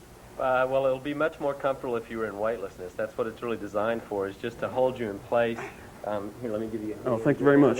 I feel like Hannibal Lecter. And what's this strap for here? It's just to hold you down. Actually, yeah, it holds your head next to the pillow because in weightlessness you'd be floating, but you can push your head against the pillow that way to give you a little homey feeling. Of course, so this would actually be like a normal bed then, really, That's wouldn't it? true. And that would explain all this up here then, these drawers, because they're on the ceiling, but presumably they'd be Well, the walls. ceiling could just as well be the walls if you're weightless because there's really no up and no down for you. But so what we can do is we use storage space available up on the ceiling. For instance, we've got wet wipes and tools and dry Trash wipes bags and as well, trash yeah. bags on there. Fantastic. Although we do try to keep somewhat of an up and down. Astronauts say that they prefer to have some sense of an up and down, even though it's really not in your head. Around you, all the writing is on one style, and the floor appears... Looks a little bit like a floor, yeah. I can well understand that. I was to be sick all the time. How about sort of keeping clean? What do they do? Well, we've got the shower right here and the toilet next to it. The shower... Space shower? That's true. Actually, it's a little bit difficult to take a shower in space. Take a look though. Come in here and have a look at this. How does it work then? Well, what you would have is, here would be your water, Yeah. where you could spray the water on, and then since water doesn't behave well in weightlessness, it tends to float around and get into little globules. Yeah. You have a vacuum cleaner over here, which you would essentially vacuum the water off. So you have to shave stuff and vacuum off all the water. That's true, because you don't want loose water floating around. It could short out electrical equipment, could cause problems on board. Of course, so you have yeah. to keep it contained. Now, this is always a popular question about astronauts. How do they go to the toilet, James? It's not easy. Actually, I've heard engineers compare going to the toilet when you have no gravity, just like bolting your home toilet on the roof and trying to use it. Right. Now, this here is well, this is the urine collector. We won't go into details about it. It's pretty obvious how you use that, isn't it? And this here is presumably the toilet for the other sort of business that you do. And what's this here? That's actually for drying your hands. If you're washing your hands, you can stick them in there just like you do in a lot of public restrooms, and there's a dryer, but it's reverse. It pulls in the water, again, to keep loose water from floating around. The same thing happens in the toilet. The air suction takes over for gravity, and it pulls away anything from the body and then compacts it, and then it's jettisoned into space. So there's lots of that stuff jettisoning about in space and orbit.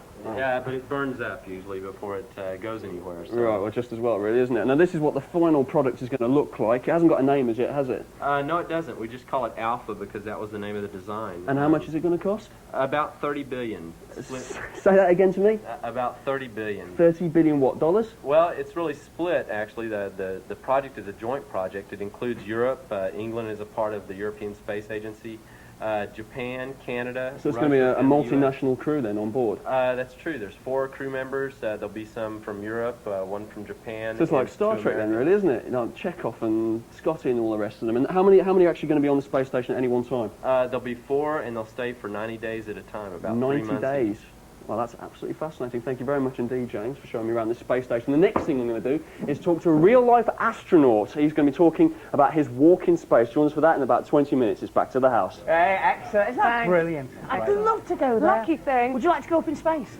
I'd love to. Would you? Yeah, I'd love to. Go beyond the stars? Tobes, can I just say, Toby, you're actually getting more banners from the fans now than Robbie is. Yeah, good, isn't it? It's He's only good. because he's an alien. He's enjoying it. He's not real. All right, time to play. I'll tell you how to play. Hey, Get your head. What? Can I be scoreboard today, please? It's my last day. No, get your egg over. Get your egg over. Get your egg over. Get your egg over. Get your egg over. Get your egg over. Get your egg over. Get your egg over. Get your egg over. Get your egg over. Hey, listen, do you think I should be kind to Danny and let her do the scoreboard? No, I don't know. Hey, it's your last day, innit? I know. Oh, what a shame. Okay. Oh, No, yeah, no, go on, no. I'll let her do the scoreboard. Hey, but we have some very unusual people. Yes, being our experts today, they're going to boldly go where no man's gone before. It's our Trekkies! Good morning, give everybody at home a little wave. Lovely, we'll chat to you a little bit later on. Okay, we have our giant Ryan band for them to get across by fair means or foul. And we also have Danny with us. Danny from Red Dwarf plays the cat. Pretty in Wales at the moment. Blindfold on in a minute. But if you want to take part, stick your finger in that little dial and give us a call on the usual number. Thank you, Charlie. 0891 44 7744 is the number. Let me repeat that once again for you. 0891 44 7744. And you, I don't believe this, you can win this. Look, to put in your living room. It's an Atari arcade game, and that is worth 3,000 quid. That's brilliant, and it's called Primal Rage it is, and you haven't got to put money in it, so good news. Okay, we're going to be giving this a go in a minute, but right now we're going to give this the elbow. Not really, super hints. Logical kick. Super hints for the weekend. Your indispensable guide to a simply splendid Saturday and Sunday. Good morning, I'm Julie Johnson. I'm an ex-model, actress, and now novelist. I'm also the mother of a wonderful 20-year-old daughter. And today's super hint for the weekend is... You know when you get all this nasty, knobbly brown skin on your elbows? Well, I call it elephant's elbow. And particularly at this time of year when you're wearing those revealing dresses, exposing arms and legs, I have the perfect remedy as to how to get rid of it. Take one of these, a lemon, stick it on the end of the elbow, swivel it round, and not only does it bleach the skin, it also softens it. And you smell good into the bargain. It's good on your knees too. Next week on Super Hints for Pets. Good morning. I'm Lady Fisher, and I'm going to tell you what to do if you get a rude awakening from a cockerel. Good stuff, Johnny. Hey, look, we're joined by, yes, the girls from Doctor Who! Yeah, dating to this lady back to 1963 even, isn't it? That's right, even. Even? I didn't mean it like that. I didn't. But right now we can see you all in action. Have a look at this. Some memorable moments from Doctor Who. Well, if she is interested in them, I told her repeatedly not to go off on her own. It's closed. Now, where is this door? Here. Ah, well.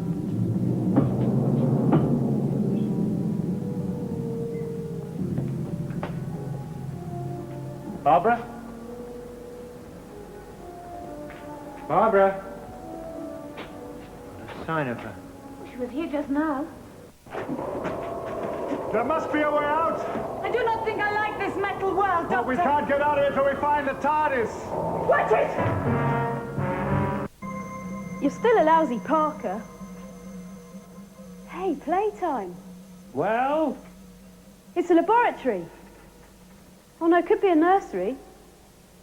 But the kids would have to be pretty advanced. Oh, brilliant. Yeah, I was I can't tell, a real Doctor Who fan. Let me introduce you left to right. We've got Caroline Ford. Yay. We've got Louise Jameson and Sophie Aldred. A very good morning to you. Now, I remember you particularly well because I was a little kid on the sofa and I used to sort of like, oh, used to scare myself to death with the Daleks. But watching William Hartnell there... will obey. Pardon? They will obey. Sorry, that was a word for not producer Peter. What was he like to work with? Oh, he was gorgeous. He was gorgeous. He was like a real grandfather. Really? Because yeah, he was your grandfather, wasn't he? He was my grandfather, yes. Not an assistant. No, granddaughter. Yeah, because they've always named you as assistants, haven't they? You know. Yeah, they tend to lump us all together, I think. Yeah. Right. Was he a tough cookie? Because I know you say he was lovely, but he used to forget. Oh, did he forget his lines or anything like that? Or did he go mad at you? Yeah. No, he didn't get mad at me too much. You know, except when he thought I was spending too much money, like champagne and whatever. But he did actually forget his lines quite often. For instance, there was something on the set called a fault locator, and he quite often used to say, Susan, switch on the fornicator, switch on the fornicator. And that went out. That went out. That went out? Yeah. Why? Because it was live? Well, not exactly live, but we filmed it like a play, you see. Oh, I see. Yeah. And with a lot of Not the luxury like they have today, you know, filming a bit here and a bit there. Yeah. Well, there must have been loads I of them. don't think people notice. Oh, it's just so clever. Now, Louise, you played with Tom Baker, didn't you? Yes, I did. Yeah. How many years were you with Tom then? Well, I only did 9 months viewing. It's about 18 months work, but only about 9 months viewing. Right, and I remember your character being quite sort of saucy, really. Yeah, well, yes. I mean, they made it very feisty and very strong, but they had to take her clothes off to do it, you know. Did you expect to sort of like have to wear that sort of gear when you went for the audition for the part? No, I was quite surprised when I saw the costume. And I did actually add the little flap on the bottom because because. Just because. Tom Baker actually seemed quite quirky on the television. Was he like that in real life? Yeah, quite quirky in rehearsal, yeah. He's extraordinary. He lived, breathed and slept the programme. He was really, really dedicated, but he was certainly eccentric to work with. And Sophie, you worked with Sylvester McCoy. I believe he used to sort of like jump up and down and throw a wobble if he... Well, not often, just once. I've never seen anybody actually jumping down physically with rage before, but it was incredible. Right. No, he's great. So who are your sort of favourite characters that you like working with? Let me ask you, Louisa, first of all. K9 was my absolute favourite of all time. Why? I didn't know he was going to be here. Well, actually, John Leeson, who does the voiceover, was one of my favourite actors of all time. Really? Yeah. Because the BBC have this weird system whereby we hire our own props. We couldn't afford K9 in the rehearsal room. So what we had was we had the lovely John Leeson running around on all fours. You see, he says it's the only voiceover he's done. We've had to take a shower afterwards. And what about you, Sophie? Who's your... Well, my favourite, my least favourites when I was a kid was the Cybermen. I was so scared. My mum used to put me to bed because I was so scared. But I had my chance to wreak my revenge because I took some of them out with my catapult. I was a very kind of strong character. And the Daleks as well, of course. I mean, everybody likes Daleks. Well, I mean... I managed to beat one up with a baseball bat. I mean, no screaming for me, thank you. How do you feel if we sort of like... I don't believe it. Where's my baseball bat? They're not here, are they? They're the ones that terrified me the most. They used to hide behind the sofa. Hey, look, do you fancy staying with us all morning? Yeah. We'd love to have your company. Danny? We've got a big sci-fi breakfast this morning because Sig and Zag will be phoning home at 8:40 and Richard will be seeing more of him over in Texas. Lucky thing he is, lucky thing. But now, the timing 20 minutes past 8. Should we go to Peter? No, let's ask the question. No? What is wrong with this casualty? But remember, don't phone, it's just for fun. It's Friday.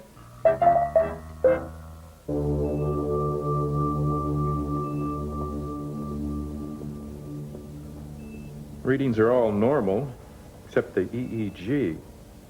What happened to her?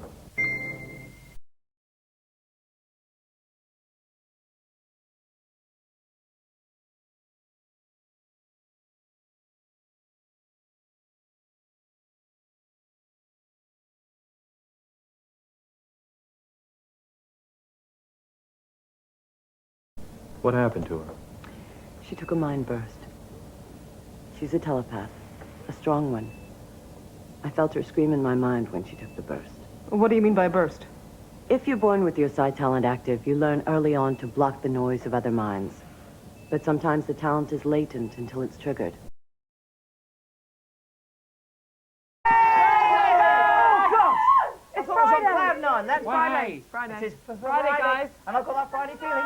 Question about the clip was, what was wrong with this casualty? Hey, look, K9's here. K9, can you do that for us? I feel like relaxing for a moment.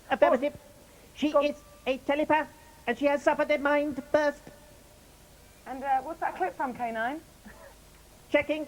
Uncertain. Oh, don't worry, mate, I'll do it for you. And you can see that episode. Oh, go on, yeah, go for it. You can see that episode of Babylon 5 on Bank Holiday Monday at 5 p.m. Oh, you're a star! You are a star, K9! Do one, chef. Coming up in 5 minutes' time, Richard is at the Johnson Space Center in Texas with real-life astronauts. Okay, but K9, what do you fancy now? Pete Smith with the big breakfast news and weather. Okay, let's go there. Top stories. A hurricane is heading towards the volcanic island of Montserrat. Residents on the British colony are already fleeing to safety as the chances of a full-scale eruption grow. Now Tropical Storm Iris is on its way, bringing winds of up to 80 miles an hour. Up to 130 terrorist prisoners could be released from jails in Northern Ireland by Christmas. Sir Patrick Mayhew is due to confirm release plans in Belfast today. He hopes it will kickstart the flagging peace process. Farmers in the Philippines are facing a menace of biblical proportions. A plague of locusts has blighted their rice and sugarcane crop. Workers were powerless as the pest devoured half of their annual harvest. A disabled woman has been done for speeding at Disneyland. Her annual pass was revoked after she tore through the Los Angeles Fun Park in a wheelchair, bumping into people. She's not allowed back for a month. Now the weather, a cloudy start in the southeast will give way to brighter, warmer weather, but elsewhere there'll be patchy drizzle or rain, especially in the northwest. Top temperatures 24 centigrade in the south, 21 in the north. 8:25, here's Keith. Thanks very much, the Cosmic Pete Smith and the Cosmic Corner with Patrick Moore this morning. We've got so many facts questions to get through. We're going to be really quick. What do you right? mean, Okay, Dino from Lewisham, have you heard about the faces on Mars and what do you think? It's an irregular light and shade. You want to see it? Yeah, look, you've got the picture of the faces. I've got my new book here. I've got my new book, Atlas of the Universe. There's it. Look, there's the face on Mars. There's, of course, merely an irregular light and shade. What are they? I mean, they're obviously... They're rocks. Photographed from another angle, of course, looks nothing like a face at all. And how big are those rocks? I mean, Only a few feet across, they're quite big. They were photographed from a low-flying probe. Oh, gosh, they got quite close there, though, didn't they? Mark Newman from Birmingham, what is the red spot on Jupiter? It's a whirling storm, a phenomenon of Jovian weather, if you like, about 30,000 miles long, and with colours probably due to phosphorus, we're not sure. It is a whirling storm in Jupiter's gas. And it just keeps going? It's gas and gas, goes round and round. OK. Rosalind Hall from West Yorkshire, how many stars are there in the universe? Well, we don't know, but in our own particular star system or galaxy, there are about 100,000 million stars. No! And we know 1,000 million galaxies. So the answer is an awful lot. OK, we've got time for a quick one. Ian Bailey from Walthamstow, when's the next solar eclipse? The next one visible in Britain, the total solar eclipse, and the next totality visible from here, the 11th of August 1999. But of course, make a date with it. The article earlier than that. There's one next November, but you've got to go out far east to see it. OK. Too expensive to go that far. Great, so. Zig and Zag, phone home at 8:40, and your chance to win a computer arcade game and get your egg over. But I'm very envious of this guy as we ask him, where are you, Richard? Yes, good morning to you. I'm still here at the Houston, Texas, the NASA Space Center, and with me now is a real-life astronaut. It is Story Musgrave. Story, hello. Hi, Richard. And where are we at the moment exactly? This is the cargo bay of the shuttle. This where we train right here. This is like a mock-up version, is it? Yes, the same size. What you're looking at here is the size being in the back of the shuttle. And what goes on in here? You can repair the Hubble Space Telescope with that arm you see up there. You can reach out and grab it and put it right up there.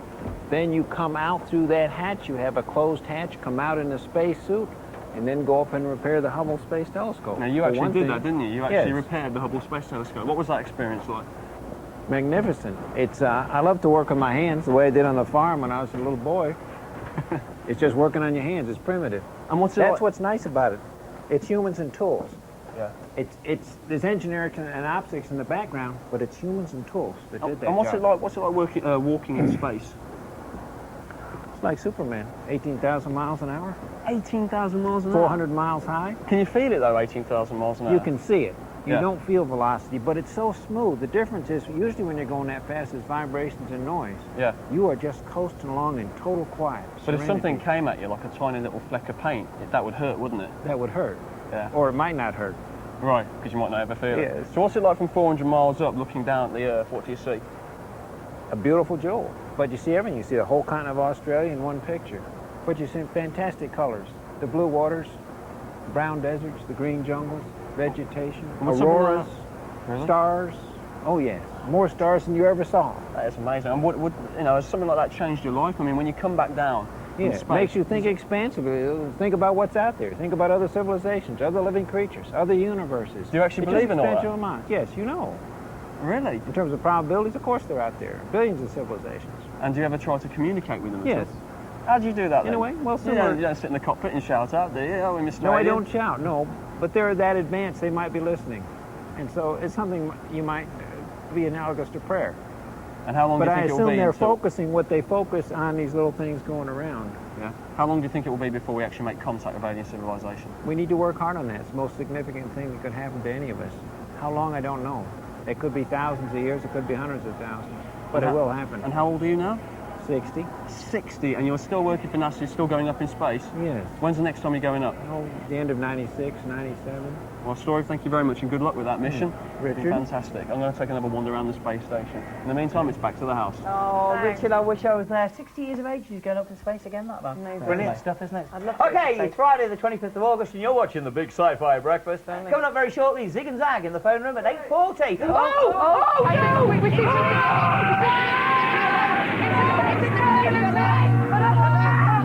don't worry, because no time at all to get your egg over, because someone's going to be winning a computer arcade game worth £3,000. Dive! It's the Big Breakfast on Channel 4! Get your egg over, get your egg over, get your egg over. Into the gas.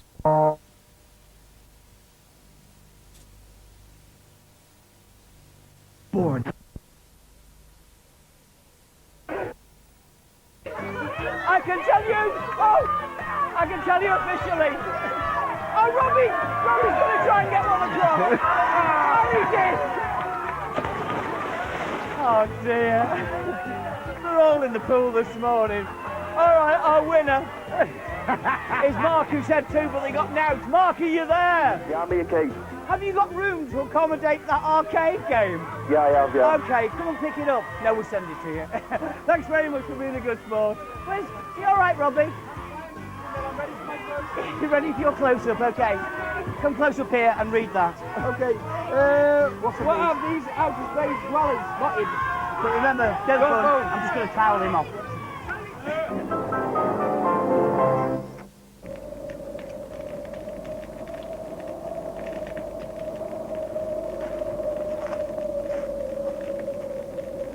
There.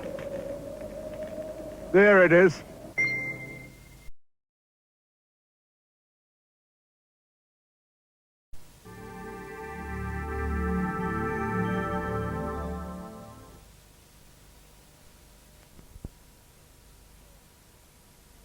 Yeah. There it is.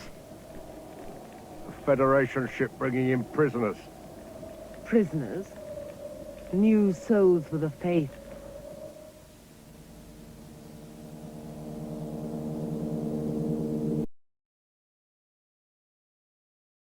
Welcome back to the Big Sci-Fi Breakfast. It's Friday, the 25th of August. And it's our last day today. Anyway, the question about the clip was, what have those outer space dwellers spotted? And the answer was the Federation spaceship, and it's full of prisoners. And that was a clip from an episode of Blake's 7 called Cygnus Alpha, which is in the shops from 7. Well read, Danny. You're wet, Robbie. Yeah, I know. You don't mind being wet, do you? Yeah, I do actually. Sorry. Anyway, still to come, more sci-fi news and Snap, Cackle and Pop. But now, should we go to the crunch? Go to the crunch now. It's our last day. Okay. 5, 4, 3, 2, 1. The crunch. Friday. Put it there, my boy. Where my boy. exactly? It's Friday. Yeah, Friday. So good they named it twice. What? Why No, yes. Hey, Well, look. moving swiftly along. It's not any normal sort of Friday, you know, because today is Sci-Fi Friday. Say that again. Yeah, Sci-Fi Friday. Sci-Fi because Friday. yeah, Sci-Fi all weekend on the Big Breakfast on Channel 4 and things. What?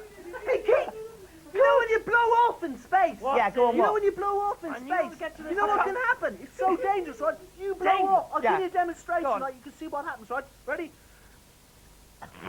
Whoa, here I go! Oh, gravity! No gravity! Gravity! Pull Pull him him down! down! That's incredible! Can you do that? Well, let's try.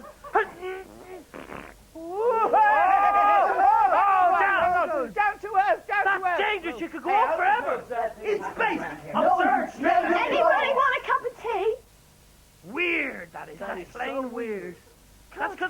Sci-Fi Friday, you know. They let them in, they're students. Weird, they're all strange students. things happening. And they just let them in and they wander around and they kind of get like, they all kind of think it's weird, all weird.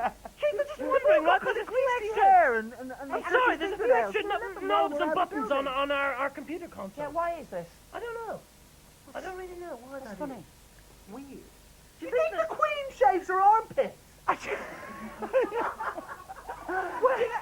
Hey, I'll tell you something. Margaret Thatcher doesn't shave her legs. Does she not? I had to interview her once, That's yeah. 'cause she's a man. And they were all hairy. Hey, Keith! What were you lying on the carpet? I do believe that someone's been messing around with our console. I'm sorry about this. I know that it's Sci-Fi Friday, but is it worrying you at all? No, this has definitely been transformed into an that's a little bit intergalactic worrying. telephone. A telephone? Yes, a television telephone. That's impossible. I know who Show me how it works. It's Uncle Bob must have installed this because it's Sci-Fi Friday. Well, if we put in some money, if we had any money, we could probably ring our... we could ring our mum! No, I'm not falling for that one. No, we you owe me could. a fortune. No, seriously. No, look, you've got money. You've always got money. Come on, Zach looks after all my money.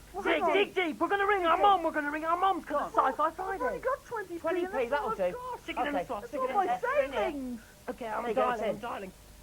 Hello, Mother! Yes? I think it's working. Hello, my voice! Hello, it's Mum! It's Mum! Hello, my little boys! Hello, Mom! How are you keeping?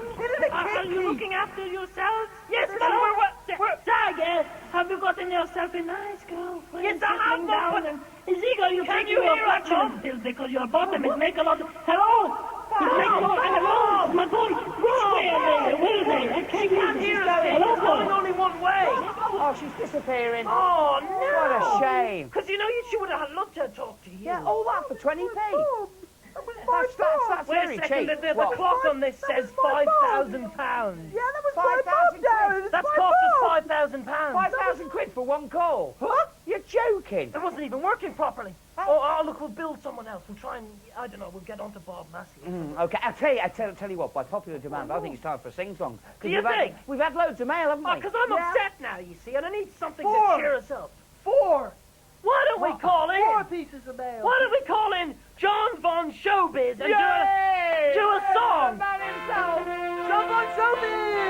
And his amazing organ! Yes, it's upside down organ! John! Do you think we could do a space-themed song, John Von Showbiz? What do you reckon, John? Oh, yes, I think so. Well, I mean, Oh, yes, I think so. Oh, yes, Oh, yes, I think so. Oh, Lisa, all right. All right, hit it, John. Hit it, John, let's go for it! Oh, this is my favourite! Yes! I like to swing on a star. I would you like to swing on a star?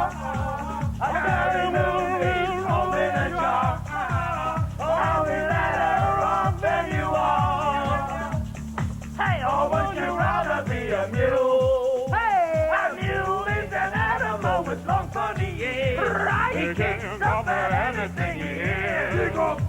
His back is funny and his leg is weak. He's just plain stupid and his stuff is deep. And by the way, if you hate to go to school on a thing, you might go up to be a mule. Hey, Way to go! Would you like to swing on a star? A carry moonbeams home in a jar. I'll be better off than you are. hey! Or would you rather be a pig? You, John. A pig is an animal with dirt on his face. His shoes are a terrible disgrace. He's got no manners when he eats his food. He's rat and lazy and extremely rude. But if you don't get a feather or a stick, is what I'm saying. You may go up to be a pig. Hey! You may go up to be a pig. Oink, oink. You may go up to be a pig. Oink, oink.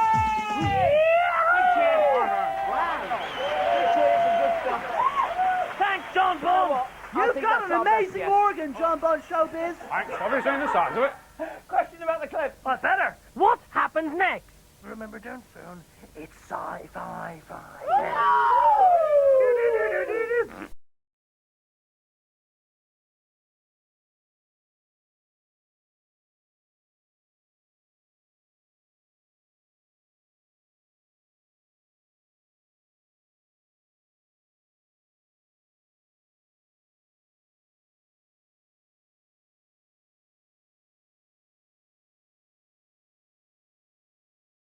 The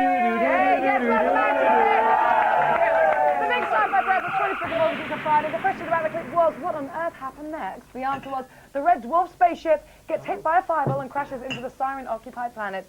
And everything's going a bit strange around here today. And that was a clip from Sci-Fi favourite Red Dwarf 6, which is out to buy at $12.99. Yes! He's a Red Dwarf. He's a Red Dwarf. But before we go to something very special in a minute, let's find out the latest sci-fi gossip in Snap, Crackle and Pop. Yeah. Great link.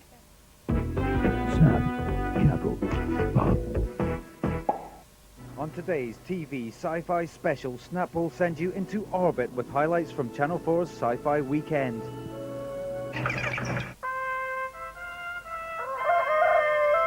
TV news. In the summer of 1947, the whole of America was gripped by a wave of sightings of flying saucers. In Roswell, there were many witnesses to a strange light in the sky. But it was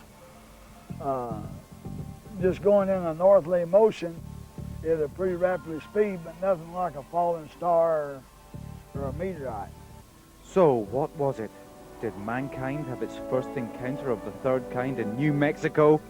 If not, why did the American government try to hush it all up? Secret History, the Roswell incident, reveals all, including exclusive footage of the alien discovered at the scene. Snap. Forget the past. Today, Americans are just as obsessed with aliens, as a documentary in advance of the landing proves only too well. Brace yourself for the weird world of the American outer space devotee. They are not going to be unknown much longer. The Sasanis are coming in. I think they're 5 to 15,000 years ahead of us.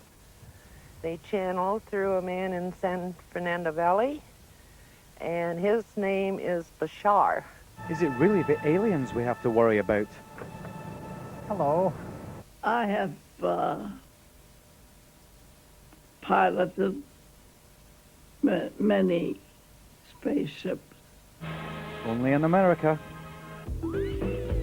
Careful. But don't be so sure. Aliens are closer than we think. This innocent airing cupboard is the porthole to another dimension. In Takeover TV, the sci-fi experience, boldly going where no camcorder's gone before. Cushions? Stand back. Aliens, we come in peace. If you fancy a taste of cheesy sci-fi, take in a B-movie, like I Married a Monster from Outer Space. Mama, Bill isn't the same man I fell in love with. They never are, dear. Not only does he almost stand her up at the altar, he tries to forget about her on the honeymoon. Bill? He even makes her carry her own shopping. And this is before she's even found out he's a real monster. Channel 4 Sci-Fi Weekend from Saturday at 8:30.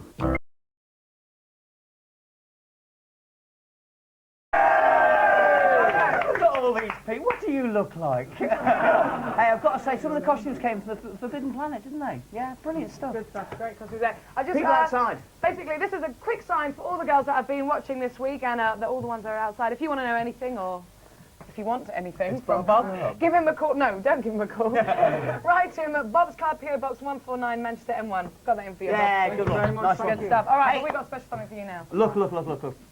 We've been looking at this brand new magazine. It comes out in October, this one. It's called Sugar. I read a bit of it, actually. They're very bitchy. They're very this cutting magazine, and tacky stuff. Yeah. But there is an interesting article about Robbie's love life, it says here. Right. And what they've done, they've got in touch with various agents and well-known stars. And they've asked them, would they like to go out with you? So first of all up, we've got Naomi Campbell. They actually spoke to Naomi's agent. So listen, what did Naomi say? Go on, you give your verdict. What do you reckon she said? Does she want to go out with you, or doesn't she? Yes or no? Yeah, probably, but she can get to the back of the Oh, queue. well, this is what Naomi said. She said no. Yes. Well, her agent said She no. didn't say that last year. Her agent said, I think he's a bit too young for her. She would probably go out with him, but it'd be fun rather than a romantic sort of night out. Okay, second one, Melissa George. What did she say? Did Melissa George say yes or no? Probably. Oh dear, this is what Melissa said. Oh dear. She didn't say that last week. Listen, she said here she's never heard her take that, but she doesn't even know which one Robbie is. She was advised on the Steve Wright show with you, but decided to go to the premiere of Judge Dredd instead. Oh, the third one. What, Judge Dredd? Oh. Yeah. Zoe Ball. What did she say? Come on. Zoe Ball loves, yeah. She says yeah. She says Oh dear. What did she say?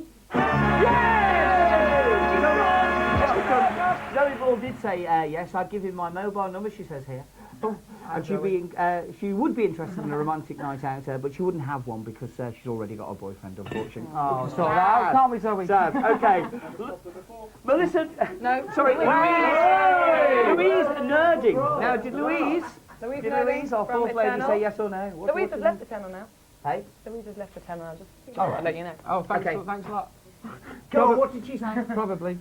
Probably what? Probably. No, yes or no? No. Oh, you're not going to believe this, because she said yes.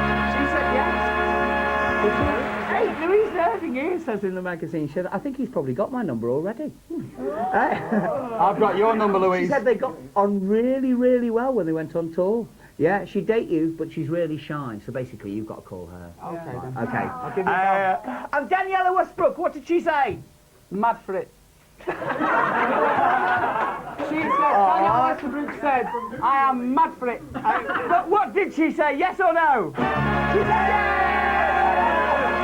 Good old Daniela Westbrook says here she'd be massively interested in a date with Robbie and she'd give a definite yes if asked to go out with you. Who are Mrs. I think I've got Danny's number because I went to school with her, so... I've got Dan. We can sort something after. Hey, but listen, yes. No, not this one. No, we have a very special lady, our very own model, Caroline. Yay! Caroline, come and join us. Hey.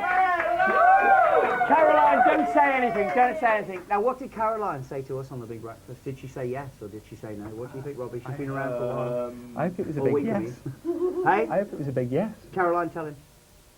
Sorry, honey, scheduled. Oh. But listen, you're already spoken for, that's why, isn't it? Oh dear. I'm pretty busy working, you know. Oh, you're pretty busy. You haven't got time to go out and party and things. All right, hey, Robbie, very quickly, I've got to ask you, 'cause the whole nation wants to know, what are you up to after the Big Breakfast? What's life going to be like? Just chilling out. I'm buying an ironing board and a tumble dryer. And I'm just going to, do the ironing and rediscover myself. You making a record? Yes, I am. Good stuff. Good news, that's what we like to hear. Danny, what about you? I'll be in Absolutely Animals, Channel 4, starts at 8:30 in the evening on September 20th. Watch it. Hey, are you going to make a record with somebody else? Got my Or just on your plug own? Just by myself.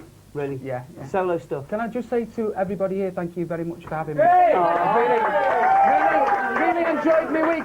And if I've been a prima donna, I'm sorry about that. No! I've really enjoyed my week. I It's don't been mind, I top. get more to do in the show. Don't know if your items this week, mate.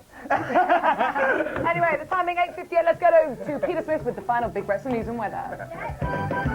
Closing headlines. Montserrat is facing another natural disaster. Residents are fleeing as the chance of a full-scale volcanic eruption grows. Now tropical storm Iris is on its way, and with it comes the threat of a hurricane. A British peacekeeping base in Gorazda has come under fierce attack overnight from Bosnian government troops. There were no British casualties, but after heavy exchanges of gunfire, 2 Bosnian soldiers were killed. 1 person died and 120 were injured when a train jumped its tracks and plunged from a bridge in South Korea.